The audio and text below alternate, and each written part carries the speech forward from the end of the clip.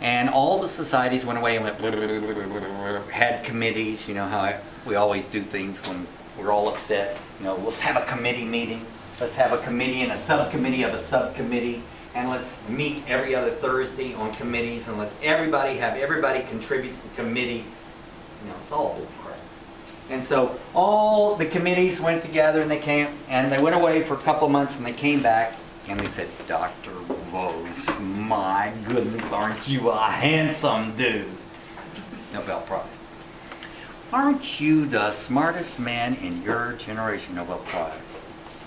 Wouldn't you like to cooperate with all of the scientific establishment? Nobel Prize.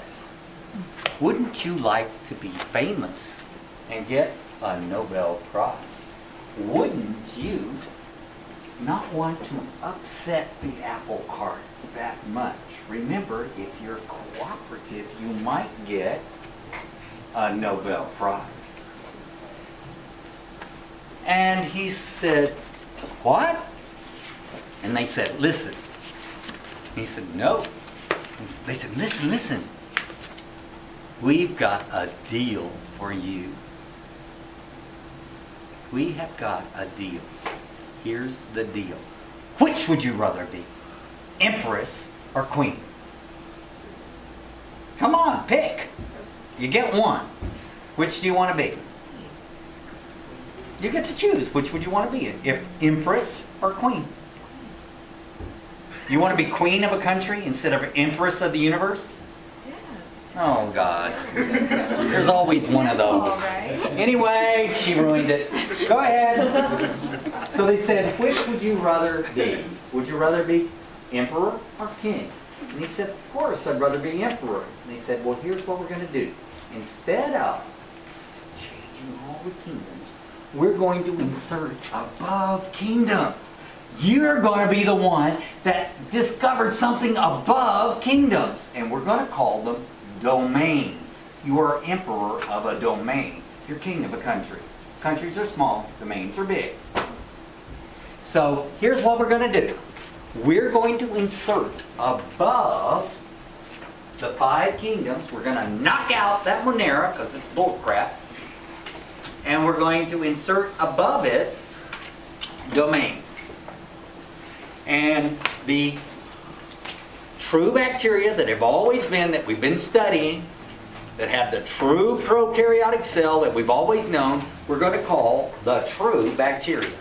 Eubacterial domain.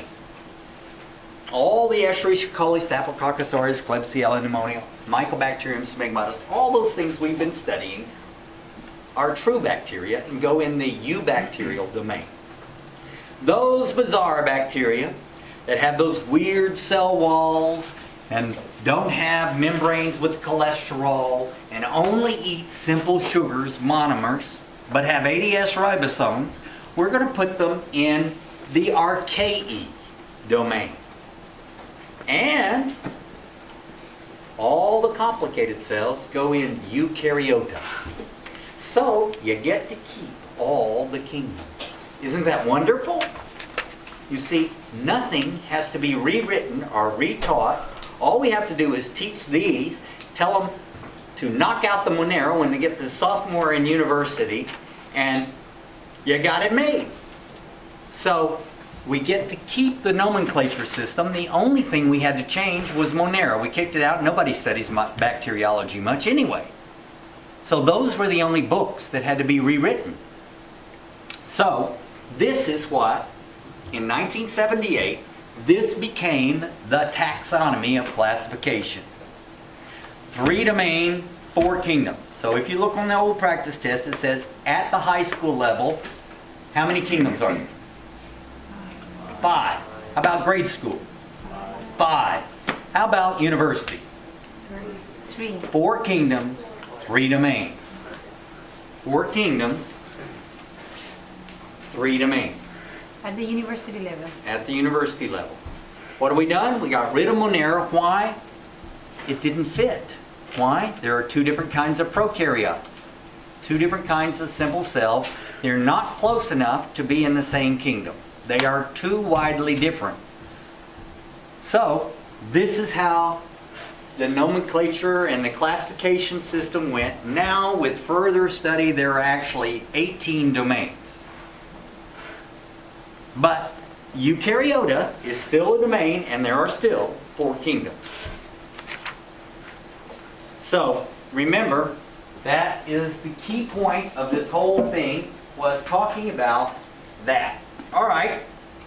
So, if there are 3 domains, how do we think evolution happened? Well, at that time, we were still going with a single cell. We just said it branched in 3 directions. One became the archaea, one became the eukaryotes, and one became the eubacteria. And then other people said, well, it branched first into 2, and then from the prokaryotes, from the bacteria, came the complicated cells. And this is what we thought evolution was. Remember, this is 1978. It's based on the 3-domain theory. And what does it say? There were 3 branches from the universal common cell, the ancestor cell. Each domain arose simultaneously, or you had 2 branches, and then this one, and the eukaryotes broke off from the prokaryotes. And this is what was believed until 1999. And what happened in 1999? Come on, we went over it a while ago. Human Genome Project. The whole genome project. We could analyze the structure of individual genes, every gene in an organism. And when we started comparing individual genes, it doesn't work. This doesn't work.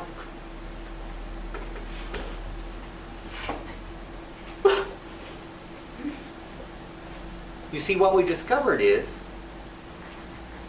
that the archaea contribute genes to the prokaryotes.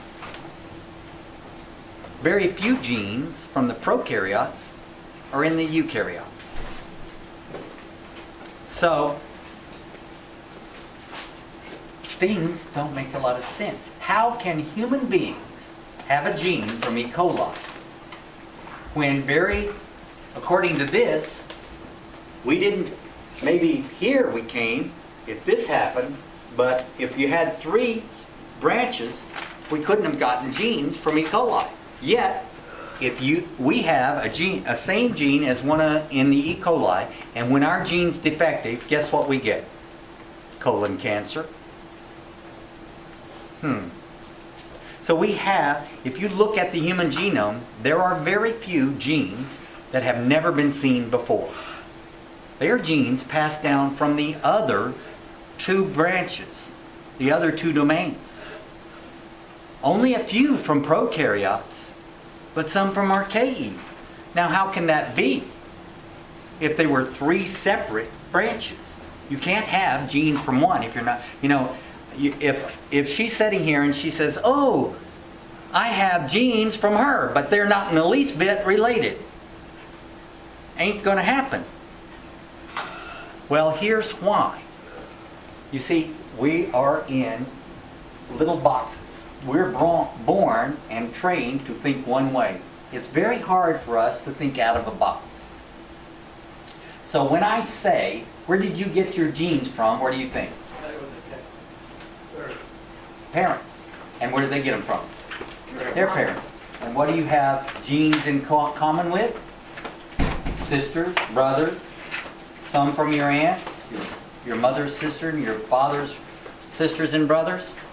But see, this is all vertical gene transfer. How many bacteria you know have vertical gene transfer? There's a mommy and a daddy. They have horizontal gene transfer. In other words, those 2 share genes. Sitting next to each other. That's gross! To us, the idea of horizontal gene transfer is alien. In bacteria, happens all the time. In fact, there are 8 different ways that horizontal gene transfer happens in real life. So, here is what evolution